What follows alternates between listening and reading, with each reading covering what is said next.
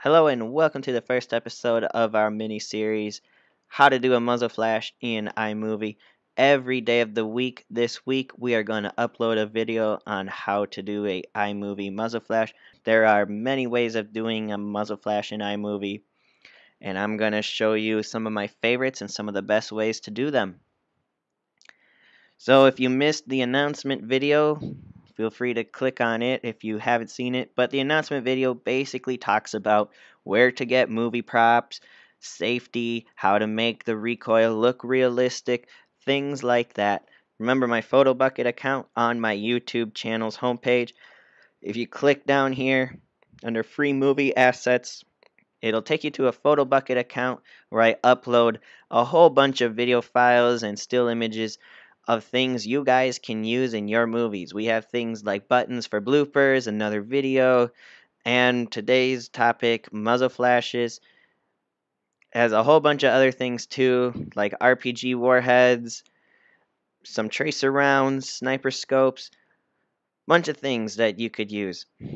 Now, if you don't have any video footage, fear not, I have provided one for you. If you click on this one right here, it'll take you to this video, and all you have to do is go to options and click download. You don't have to sign in, you don't have to make an account. It is free. It'll be on your downloads folder and you can use it all you want. So anything on my Photobucket account is free to use. I would really appreciate it if you put a link to my channel as a thank you or something in your video if you do use my stuff, but I'm not going to require it. Alright, so let's focus on the muzzle flash. I have picked out one of my favorite ones on the shop on the Photobucket account right here. Now this is not a normal image. You might think it has a white background, but it does not. If you go to options and then click download, you can see that this picture has a clear background. We photoshopped it that way to do that. Why does it have a clear background and not a normal white or a black background? That is because it is a .png file. .png files, what are those? Those are basically pictures, but .png files are a little different in the sense of if there is a clear element in your picture, it will retain it. So now that we have the muzzle flash, how do we use it?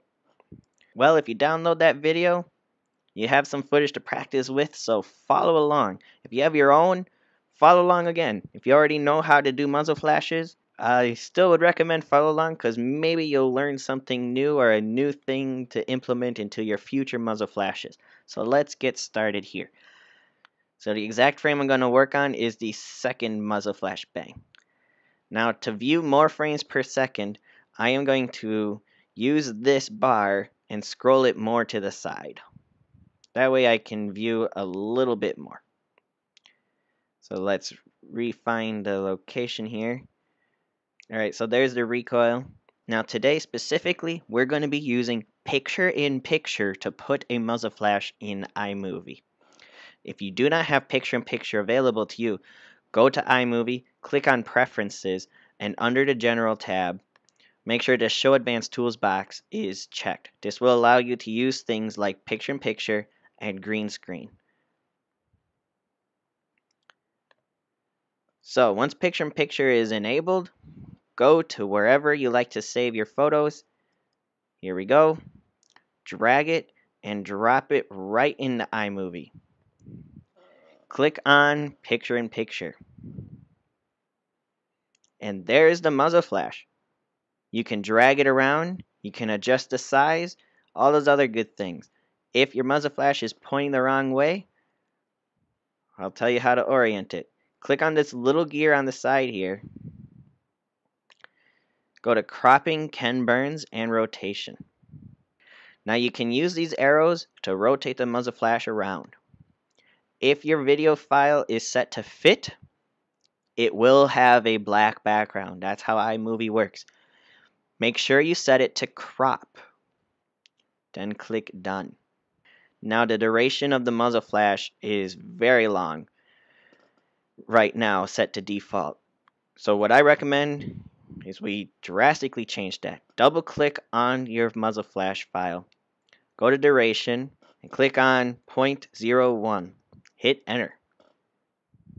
As you can see, it automatically changed to 0.1. That's because the minimum amount of time iMovie has to have a picture in use is 0.1 seconds. Now that is an unfortunate thing because muzzle flashes last way shorter than 0.1 seconds. They're normally 1 or 2 frames in a movie. Now quick tip, if you're only going to be working with muzzle flashes in iMovie, you can click on apply to all slides right there. But we only have one and I'm not going to worry about it.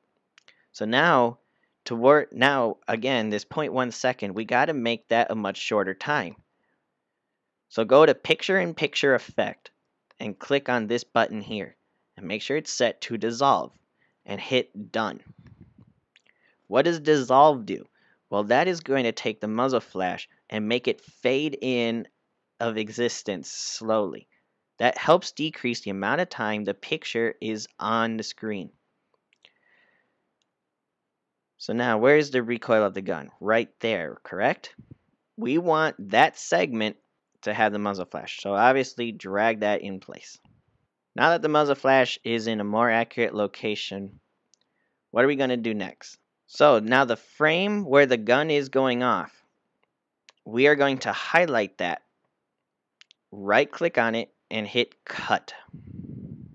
Right in between the cut, I'm going to right click again and hit paste. Why do we do that? Well, let me explain it real quick. Now muzzle flash interacts with this environment. Now don't pay attention to the muzzle flash, pay attention to the bricks on the side. So you can see they brighten and darken.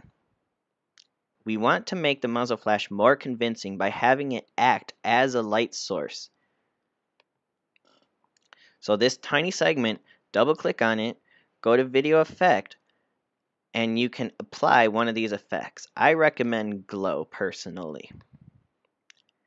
That means when the gun goes off, the room will brighten. Now the picture apparently has slid off its location a little bit, so I'm just going to click on it and drag it to the correct spot. And I'm going to adjust the muzzle flash just a little bit more. Some other final tweaks. One last thing we work on is audio. So I'm going to click on this little music note here on the bottom. I'm going to go to my playlist called sound effects, type in a sound effect I use. I chose a Glock. Drag that and put it right where you want the bang to go off. Now, one important thing to note is when the sound is going, you want to be sure that these red bars and these dots don't go off. If they are, that means your audio quality is chipping or is too loud or it's going to lose its quality in one way or another. So make sure you double click on the audio and you can change the percentage down to a more appropriate level. That should cover the basics of using Picture-in-Picture to do a muzzle flash. It's not my favorite method because of iMovie's main issue of a picture has to be 0.1 seconds minimum in view. The other issue I have with it is the picture can greatly stand out from the background versus the foreground. But I'll show you how to make it a little bit less of an issue in tomorrow's episode. Today's episode was the basics using Picture-in-Picture. Tomorrow's episode will show you another way to use these .png files. And soon after that, we'll be using animated footage and other stock footage from the Action Essentials 2-pack and other video files. I will talk about how to remove black backgrounds and things like that.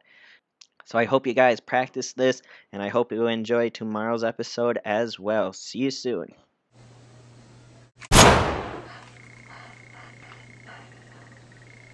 So, thank you for watching. Be sure to subscribe. I make an iMovie tutorial every 2 weeks.